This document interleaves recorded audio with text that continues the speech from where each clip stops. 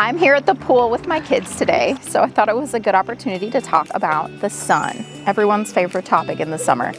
So of course, we know about sunscreen, but what do we do as a family that's more naturally leaning, naturally minded when it comes to sun exposure and safe sun exposure? Great question. Well, let's talk about, first of all, what did our ancestors do? Our ancestors, they didn't have sunscreen, no. And they didn't use sunscreen, no. And did they all die of skin cancer, especially those who lived in the Far East? No, they did not. It's an interesting conversation to think about, what did our ancestors do to protect themselves from the sun? Because they did have different practices than we do today. They didn't purposely go and lie out in the sun between the hours of 10 a.m. and 3 p.m. to get a tan. That did not happen. It was actually considered more beautiful to avoid the sun and to have fair skin. It meant that you were wealthy. It meant you had lots of money. It meant that you had taken good care of yourself if you were avoiding sun on your skin or not being tan, which is interesting, a different contrast.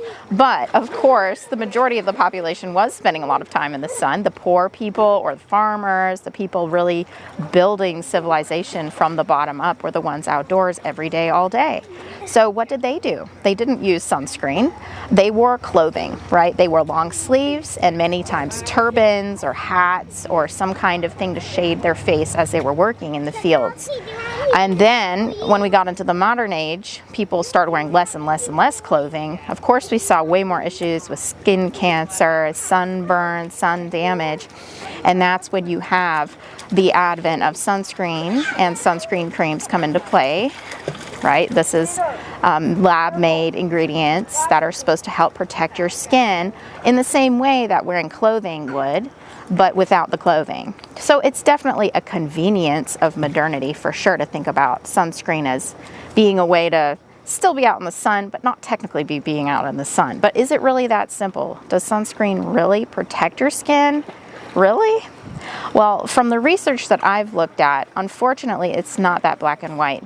Because what can happen is if we wear sunscreen at the beach, we almost get a false sense of security. We start to think that, oh, I'm good. I can just stay out in the sun now all day because I'm wearing sunscreen. And of course, that bottle says you're supposed to reapply every 60 minutes or so, especially if you're going out in the water.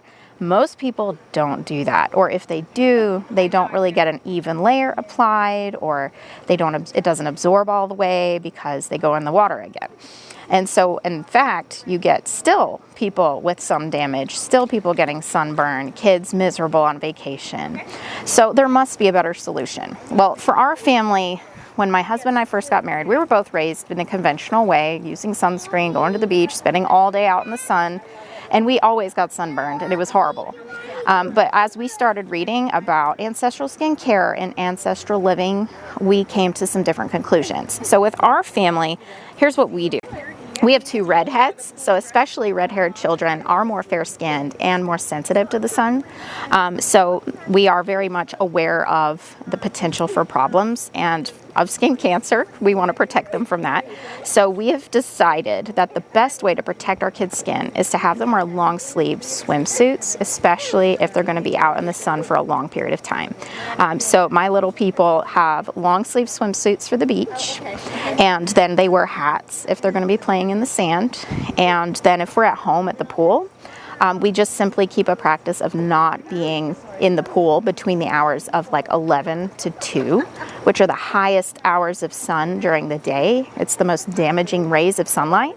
And if you would just simply avoid those hours, you're really actually preventing a lot of problems from the start. And we actually try to take this practice to the beach with us too. I know a lot of people, when you go to the beach, you'll see most people start coming out of their beach house or condo around 10 or 11, and then they stay all day on the beach. But that's really going to be the thing that's going to cause the most issues with your skin and the most risk of sunburn. So instead of doing that, your best bet is to start early. So get up early, maybe 8 or 9, head out to the beach, come in around 11 when that sand starts getting hot. And then take a break, have lunch, take naps if your kids have naps. Come back out again around 2:30 or 3, and then you can stay till sunset. And you'll still get that beautiful warm feeling of the weather and the warm water, but then you also won't get that heavy sunburn risk. And just simply following this practice for the past several years, we've probably only had 1 or 2 sunburns altogether. And that was due to kind of weird circumstances, like forgetting my hat or something like that. And simply also aftercare for your skin. If you've been in the sun all day, you need to rehydrate. So use a really good tallow lotion like our After Sun Balm. It comes in a huge jar and it feels so good. It's a little bit cooling with a little bit of mint and lime. And that is really going to help moisturize your skin and lock in moisture from all that was lost during the day in the sun. And of course, drink lots of fluids and electrolytes to keep yourself fully hydrated on the inside too. So that's my advice for the sun, and I'd love to hear what your thoughts are. What does your family do for safe sun exposure?